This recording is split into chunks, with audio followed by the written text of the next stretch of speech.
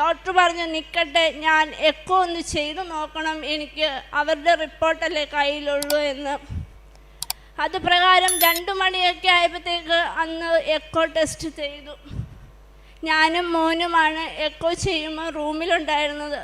ചേട്ടാ എന്നോട് പറഞ്ഞിരുന്നു, ഒരു ബ്ലഡ് ഇങ്ങനെ തുള്ളിച്ചാടുന്നത് പോലെ ഒരു ഫീലിംഗ് ആണ് സ്ക്രീനിൽ നമ്മൾ കാണുക എന്ന്. ഞാനത് നോക്കിയിരുന്നു, പക്ഷെ ഒരു പൊടി പോലെ കാണുന്നുള്ളൂ. ഞാനോർത്ത് ചേട്ടായി പറഞ്ഞ തെറ്റായിരിക്കും. പിന്നെ പ്രാർത്ഥിച്ചു. ഡോക്ടർ എൻ്റെ പുറത്ത് തട്ടിക്കൊണ്ട് പറഞ്ഞു, മോളെ ഒരു കുഴപ്പമില്ല നിൻ്റെ മോന്, നീ സങ്കടപ്പെടുകയേ വേണ്ട. പുറത്തിറങ്ങി പൊട്ടിക്കരയായിരുന്നു ചെയ്തത്. എന്തു പറയണമെന്നോ ഒന്നും അറിയില്ല.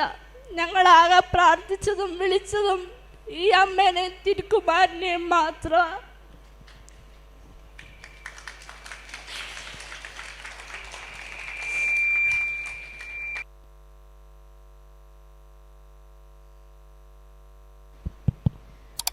അതോടെ ഓപ്പറേഷൻ മാറ്റി.